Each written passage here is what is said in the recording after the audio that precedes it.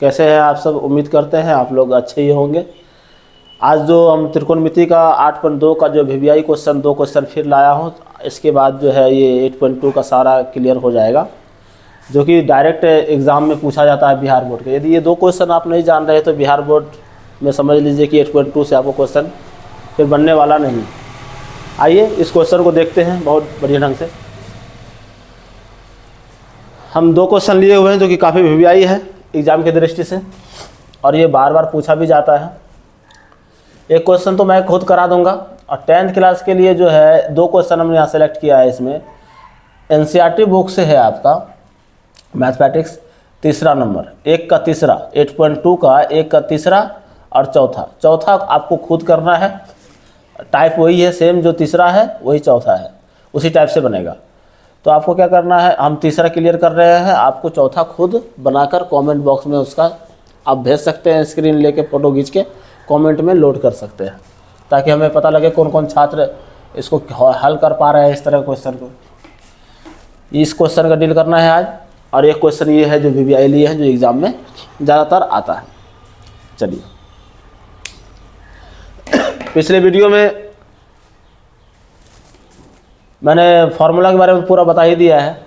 आप लोग को पता ही होगा कोस 45 डिग्री का मान कितना होता है, इसका मान निकालना है। तो कोस 45 डिग्री का मान होता है 1/√2, और ये है मेन बट्टा।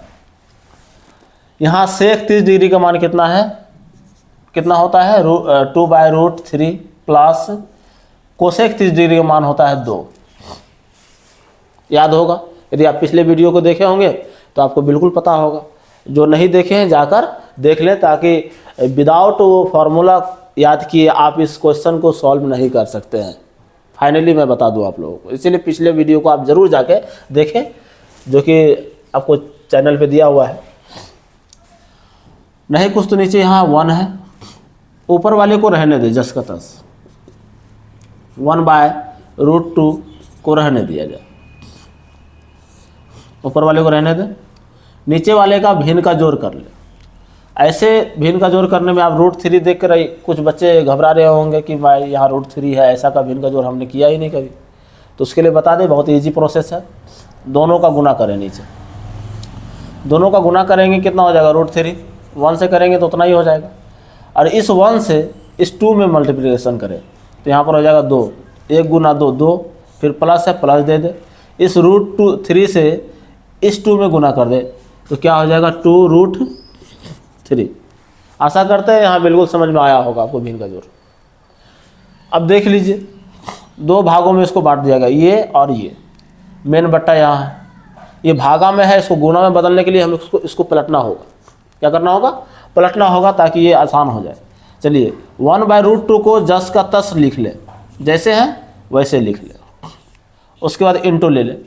अब इसको क्या करें, पलट देंगे। तो पलटने के बाद क्या होगा कि √3 ऊपर चला जाएगा, यदि भागा में तो गुना में लाने के लिए हमको पलटना होगा, और नीचे हो जाता है 2 + 2√3।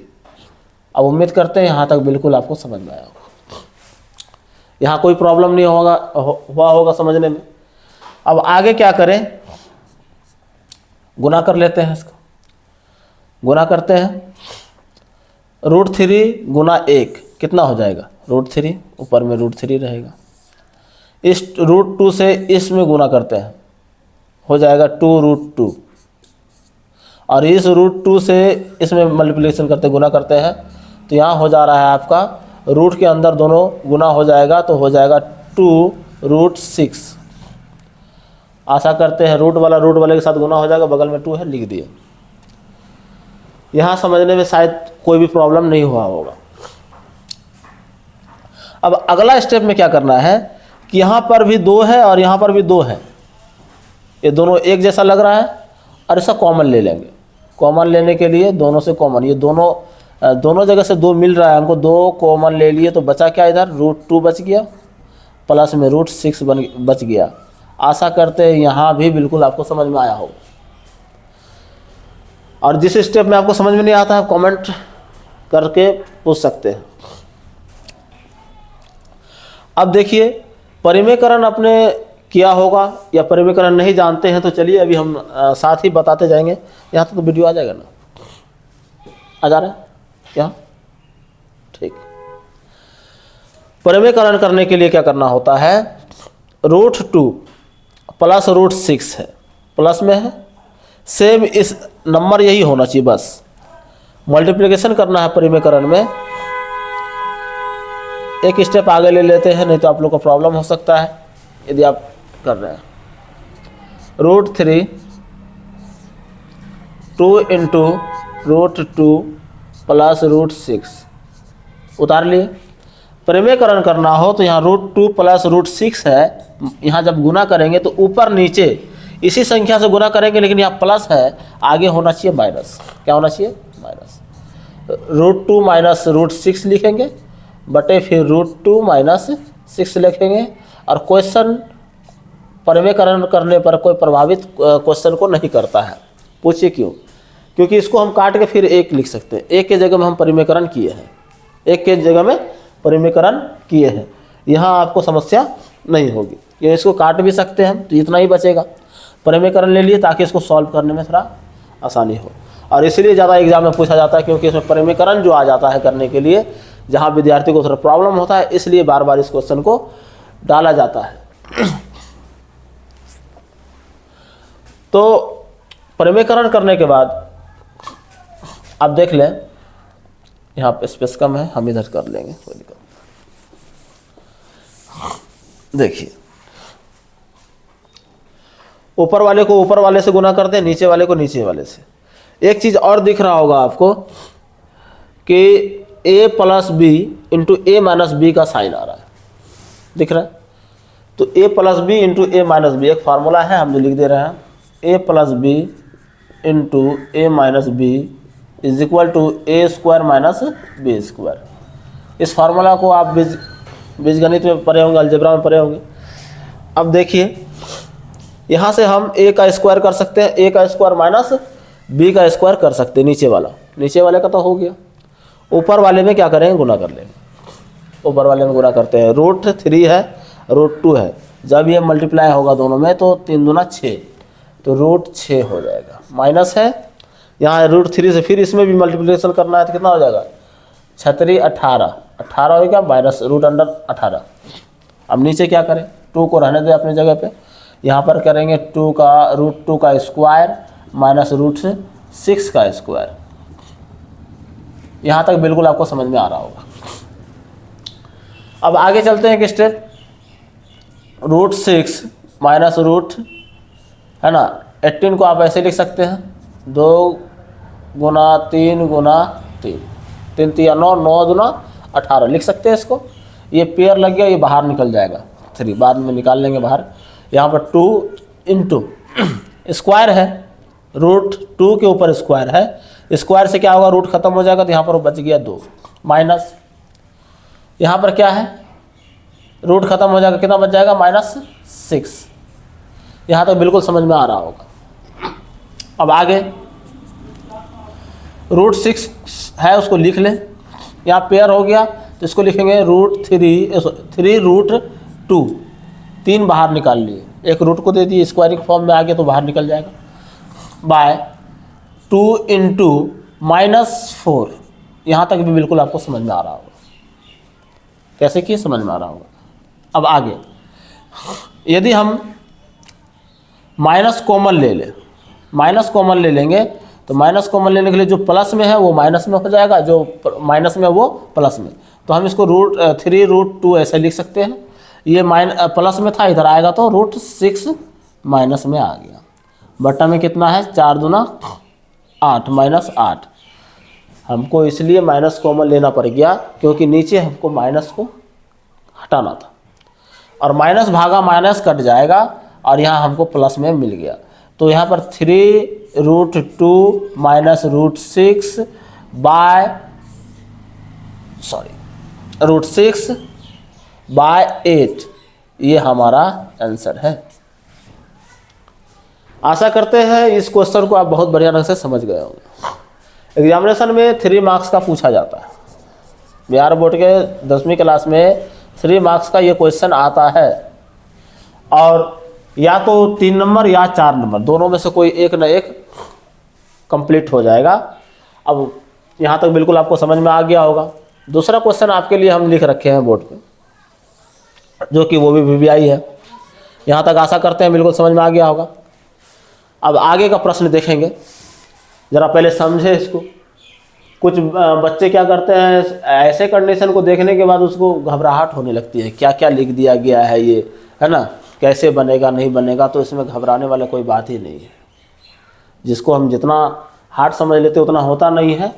बिल्कुल शांत होकर सोचिए, और आज के बाद घबराहट नहीं होगा इस तरह का प्रश्न देखने के बाद। हम क्लियर कर देना चाह रहे हैं।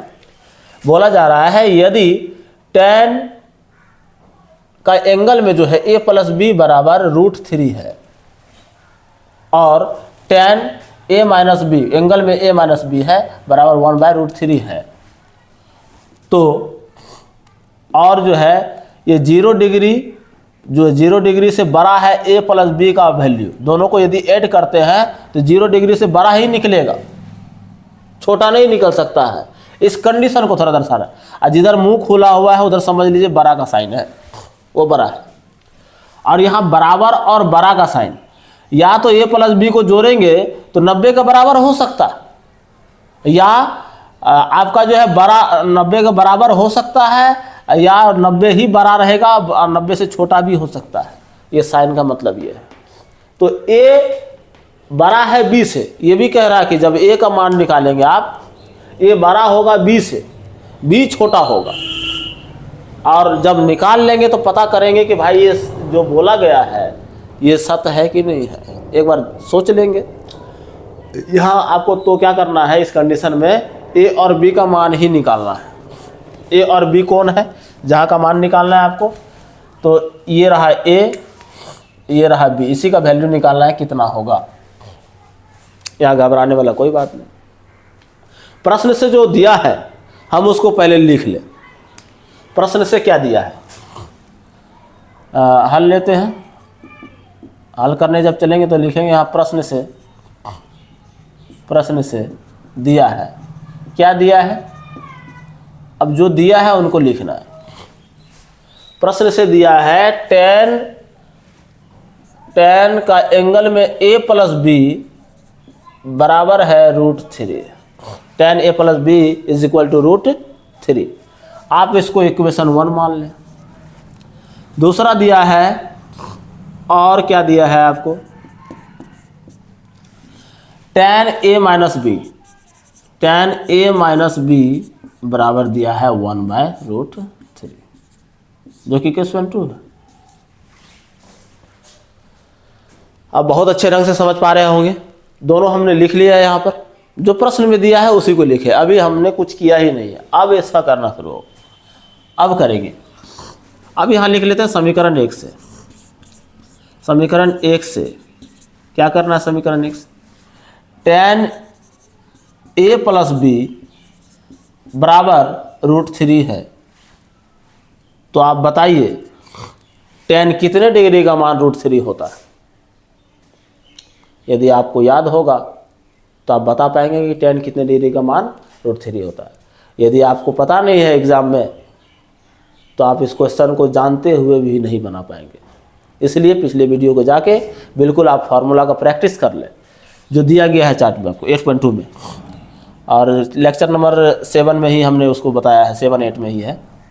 अब देख लीजिए tan a प्लस बी बराबर tan 60 डिग्री का वैल्यू जो होता है √3 होता है। आप जाके देखिए।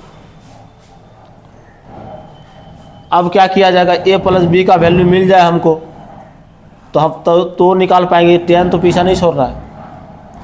एक कंडीशन मैं और बता दूं, यहाँ पर tan ख़त्म कर दें और angle is equal to angle ले लेते हैं। तो a प्लस बी बराबर 60 डिग्री। लेकिन आप लोग सोच रहे होंगे ये कैसे हट जाएगा, क्या ये भागा में जाके tan उसमें कट जाता है? ऐसा तो और सब में जैसे में x का मान निकालते हैं भागा में देके काट देते हैं। क्या यहाँ पर भी वो रूल काम करता है? तो आज मैं इसको भी थोड़ा क्लियर कर देना चाहूँगा।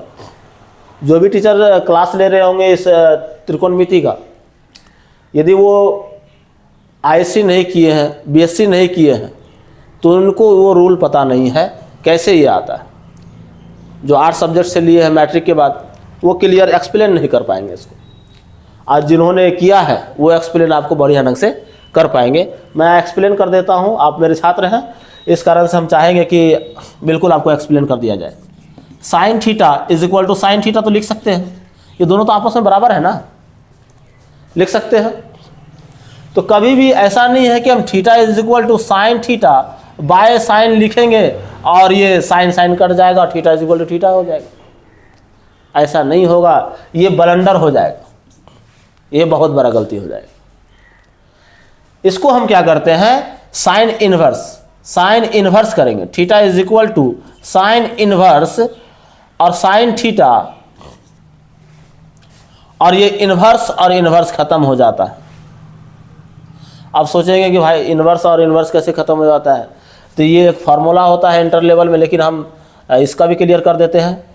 Sign inverse theta, sine inverse theta sine theta is equal to theta होता है। ये कैसे खत्म होता है, यहाँ प्लस तो पावर होगा ही किसी के ऊपर, यदि इसको उल्टे साइड भेजें तो पावर -1 हो गया, प्लस और पावर ये दोनों जुट के क्या हो जाएगा आपका, दोनों जीरो हो जाएगा, पावर सेम है तो जीरो हो जाएगा। तो मान लीजिए जीरो किसी भी संख्या में पावर जीरो होगा तो थीटा इज इक्वल टू क्या हो जाएगा, थीटा, क्योंकि 1 होता है उसका वैल्यू कितना होता है, सॉरी 1 होता है और थीटा पहले से है, तो इसीलिए angle is equal to angle होता है। इसको दिमाग में रखिएगा, ये इंटर लेवल का है। कभी भी आप tan को नीचे ला के काटने का कोशिश ना करें, इस तरह का करने का कोशिश ना करें, नहीं तो गलत हो जाएगा एग्जाम। अब डायरेक्ट ये समझना था सिर्फ, लेकिन जहाँ भी हो tan सेम हो गया और एंगल सेम करके आप उसको मान लेंगे। आपका ये 10th क्लास में इतना डीपली नहीं दिया गया ट्रिगोनोमेट्रिक, आशा करते यहाँ भी समझ में आया होगा। नहीं भी आया होगा समझ में तो कभी भी ऐसे करके भागा में जाके काटना नहीं है, और ना यहाँ काटना है, काटने का कोशिश बिल्कुल ना करें इसको, सिर्फ angle is equal to angle ले ले, ना तो एग्जामिनर आपका कोई नंबर काट लिया करेंगे। ये अब इक्वेशन नंबर क्या कितना हो गया, ये इसको 3 मान लेते हैं। हमारा a + b is equal to 60 degree निकल गया, ये डिग्री में याद रहे, कोई नंबर नहीं है। अब समीकरण दूसरा लेते हैं, समीकरण 2 से, समीकरण 2 से, समीकरण 2 से क्या है, tan a - b is equal to 1/√3। समीकरण a - b 1/√3, समीकरण जो है ना ये है आपका समीकरण दूसरा। अब आप बताइए tan कितना डिग्री का मान 1/√3 होता है, तो tan 30 डिग्री का मान जो है 1/√3 होता है। याद होना चाहिए आपको, हमें भी याद नहीं होता तो हम भी आगे नहीं बढ़ते क्वेश्चन को लेके, ये सॉल्व नहीं होता, तो याद कर लीजिए। तो यहाँ से हमको मिल गया a - b is equal to 30 degree, समीकरण 4। समीकरण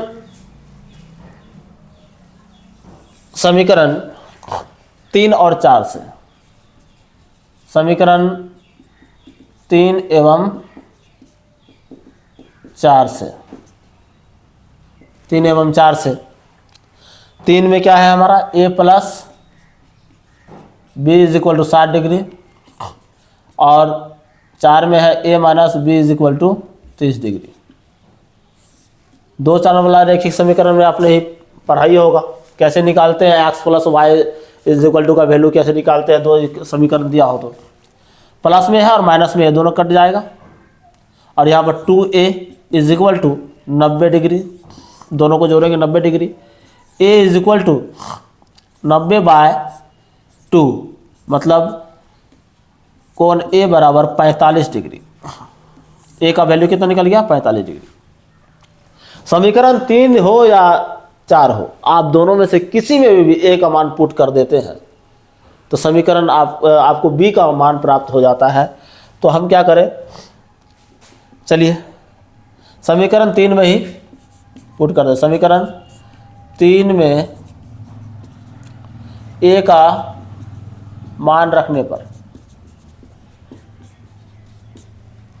समीकरण 3 कितना है, a + b is equal to 60 degree, यहाँ से ले लिए।